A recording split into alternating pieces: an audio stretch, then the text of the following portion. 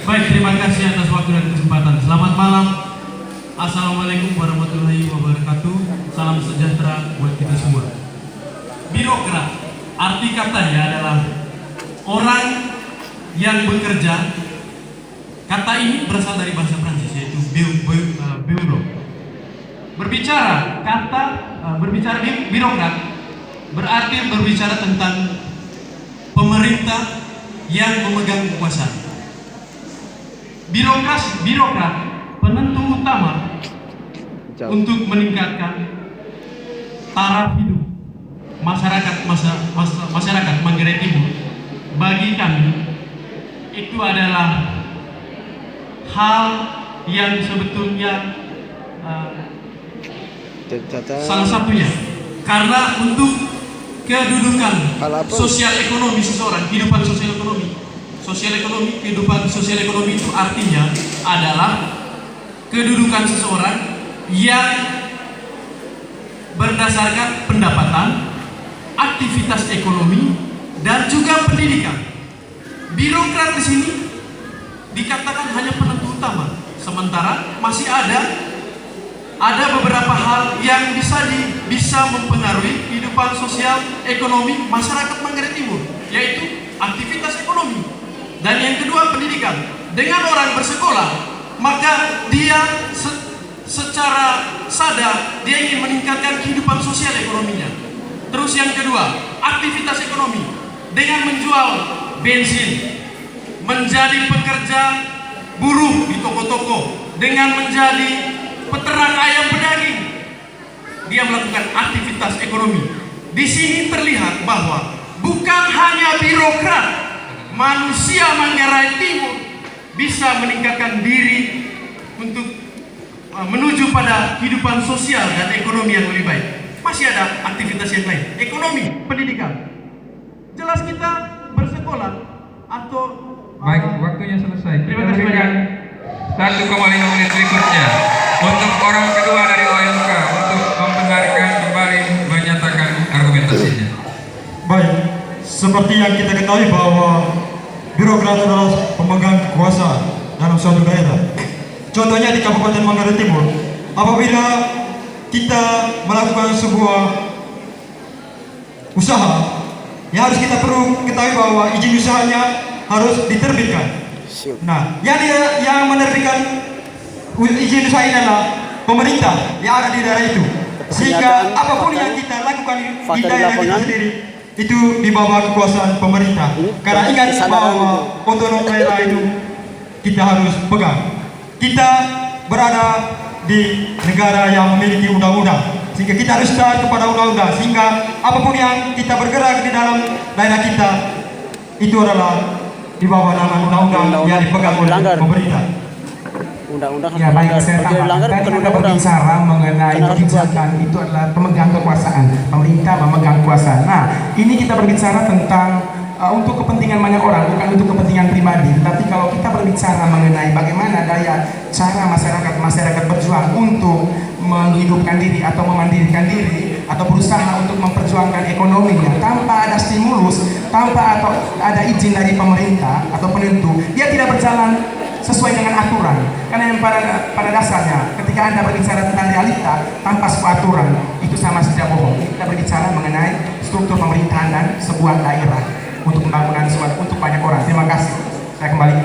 Kita lanjut ke kelompok dari SMA Negeri 4, pembicara keduanya. Oke, baik, terima kasih atas waktu dan kesempatan yang diberikan kepada saya. Kalau dari kelompok kami ini harus kontra dengan sebuah kebijakan atau berkaitan dengan tema tersebut. Tema tersebut mengatakan bahwa birokrasi sebagai penentu utama. Ada kata utama di situ. Kata utama itu seolah-olah bahwa di sini hanya birokrat saja yang menjadi tolak ukur atau tombak utama penentu kebijakan kehidupan sosial budaya masyarakat atau peningkatan ekonomi juga. Menurut saya itu tidak seperti realita yang terjadi di zaman sekarang. Realitas ambil contoh begini. Pemerintah boleh menetapkan harga barang dengan sekian. Contoh saya ambil contoh bensin ataupun beras.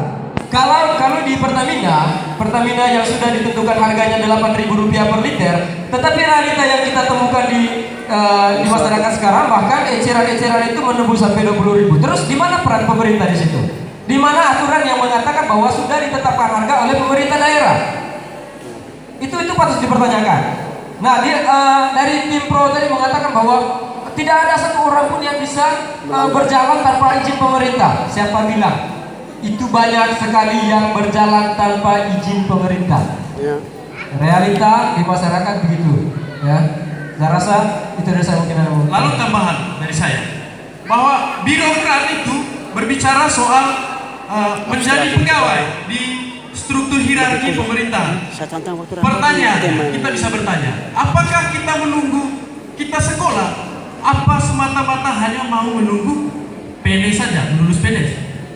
Jelas tidak. Meningkatkan taraf hidup sosial, ekonomi, itu bisa melalui aktivitas ekonomi. Anda membangun pom bensin, jelas tidak butuh PNS di sana, Pak, atau butuh birokrat, tidak. Di sana membutuhkan seorang yang memiliki Baik, keterampilan. waktunya selesai. Iya. Kita berikan kesempatan 2 menit bagi kelompok pro untuk membuat pernyataan penutup dan 2 menit berikutnya kelompok kontra membuat pernyataan penutup. Silakan, kelompok. Anda katakan tadi tentang realita. Tadi saya sudah katakan bahwa pemerintah memberikan stimulus. Sekali lagi saya lakukan program itu dijalankan oleh pemerintah, penentu kebijakan. Kalau memang realitanya seperti itu tergantung manusianya sendiri. Ya, kita kan ngomong tentang aturan. Kita ngomong bagaimana kebijakan pemerintah itu sampai kepada masyarakat. Kalau yang Anda bicarakan tadi mengenai apa itu berjalan tidak nyam. Dan saya rasa bahwa ketika masyarakat melakukan hal seperti itu, menjual tidak sesuai aturan itu sama saja tidak mengalami kenyamanan dalam berbisnis. Mereka sudah terjebak gitu. Dalam bekerja dan lain sebagainya karena tidak memenuhi aturan yang sudah ditetapkan. Sudah terjebak. Terima kasih. Terjebak sudah. Masih ada waktu buat pernyataan penutup? Ya baik, seperti yang dijelaskan oleh yang kontra, yang kedua tadi bahwa salah satunya usaha dalam penjualan bensin. Lihat, telah diatur oleh pemerintah, tapi kenapa kok yang jual eceran itu sampai 20.000? Dan satu hal yang kita perlu tahu bahwa bisnis itu kan harus ada untung. Manajemennya bagaimana? Itu sudah diperhitungkan, ya. Jual sekian, supaya untungnya sekian. Kalau memang kita tidak ada untung, itu apa kita berbisnis? Bisnis kan mencari untung, Pak, bukan mencari rugi. Berarti dia sudah masuk Harus kontra. menggunakan aturan. Sekian. Oke. Masuk kontra. Sekian pernyataan penutup dari kelompok pro dari OMK. Kita berikan tepuk tangan untuk mereka. Kita berikan Dia sudah masuk kontra ini. kesempatan 2 menit yang sama Terjebak. kepada kelompok kontra dari SMA.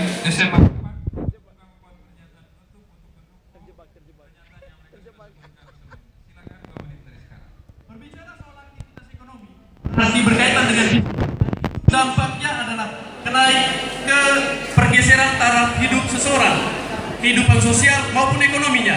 Ketika dia menjual bensin, jelas dia memperoleh untung. Itu pasti, karena dia ingin meningkatkan taraf ekonomi dan kedudukan sosialnya lebih tinggi. Lalu yang berikut, ketika ada 8 poin yang menjadi faktor pendukung bahwa kehidupan sosial ekonomi seseorang itu dapat berubah. Yang pertama itu aktivitas ekonomi, kemudian pendapatan, pendidikan, lalu industri rumah tangga.